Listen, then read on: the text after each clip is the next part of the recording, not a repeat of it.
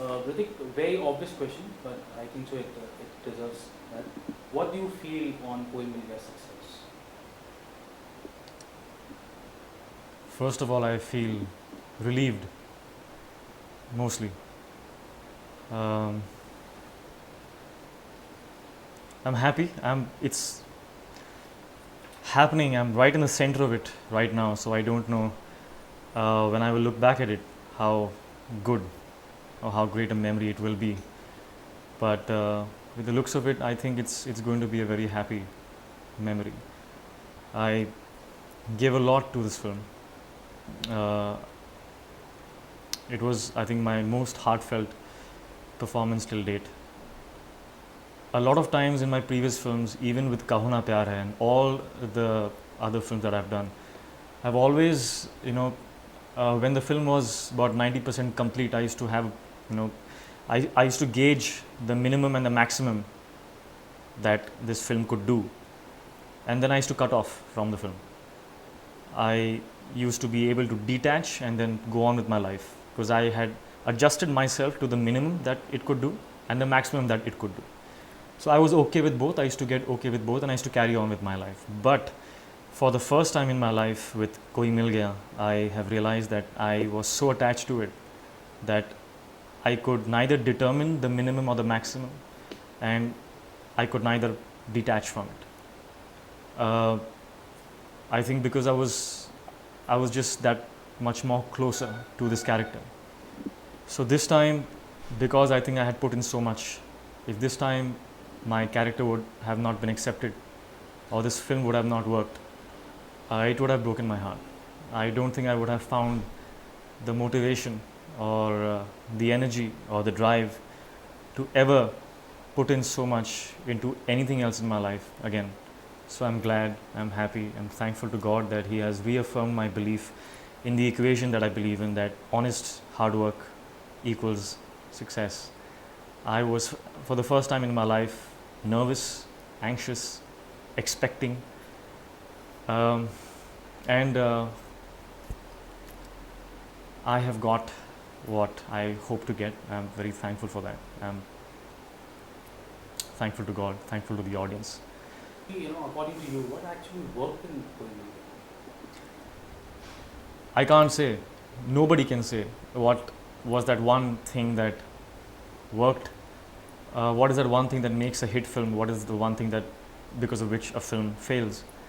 Because it's not one thing, it's so many colors in the same painting that makes the magic of the painting come out.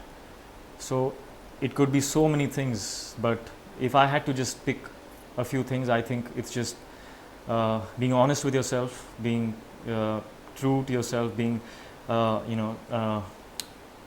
being motivated as a team towards the same goal. Trying to make the best film possible and not having any ego problems in it, not having any selfish motives behind it. So when the entire film, the team of the entire film works in that manner, I think that is when you end up with a good product. I believe in that. I don't know how far it's true. Maybe it's too idealistic a thought, but that's what I believe in. What sort of relation an actor Hrithik Roshan has with the director Rakesh Roshan? I worked with my father as an assistant for 6 years before I really faced the camera with him. So in those 6 years, I understood him a lot, because when you stand as a student and you watch, you get to learn a lot. I imbibed a lot of his instincts. So there is a lot of silent understanding between me and him. When he puts the camera and he puts it like that, I know what he wants because I've worked with him so much as an assistant. So there is a very good understanding there. Plus, as a director, Dad, there are two things about Dad that really work for me. One is that he never treats me like a star. So, that works for me. As in, he won't ever feel that, put the shot. Hrithik, yeah, he'll come and do it, you know, because he's a star, he'll come and do it, you know, it's baएं हाथ का खेल for him. He never takes that for granted because he knows how much hard work I need to do. He knows as much as I know that I am not a very talented actor. I am a very hard-working actor. So I need that time, I need that patience from the people I work with to give my best. If I am taken for granted and you know, if people expect me to come and just, you know, be there and look like the god that they want me to look like, I can't do it. I'm at a loss. You know, I don't know what to do because it takes a lot of work for me to look that good or act that well. I am not like, frankly, I'm not as talented as all the other actors out there. They are far, far more talented than I am because I have seen actors come and just deliver and go off, but I can't do that. And Dad understands that. So he never takes that for granted. He does not treat me like a star. That's what I mean by when I say he doesn't treat me like a star. Secondly, he has immense faith in me as an actor. Immense faith. So he allows me so much freedom within the parameters of the film, within the boundaries of the character. He allows me to play around as much as I want to do. You know, if I want to wear my hair like this, he will not stop me. Before the first day of shooting, he didn't know how I was going to walk, how I was going to talk, how I was going to look. He left that to me. He leaves that to me because he has that much faith in me that if I give him the time and space, he will give me what I want.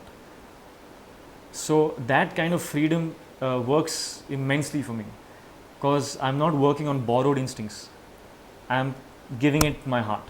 I'm shaping the character like how I would see it.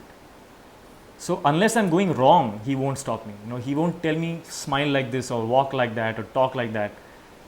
He gives his actors the freedom to give life to the character, which makes it look all the more real, which makes it look all the more believable, all the more convincing. So that kind of freedom I get when I work with Dad, and it just brings the best out in me, I guess. But basically, he's a commercial genius. It is all about a good film. He makes a good film that makes me look good, and you have a successful film. That's what basically works.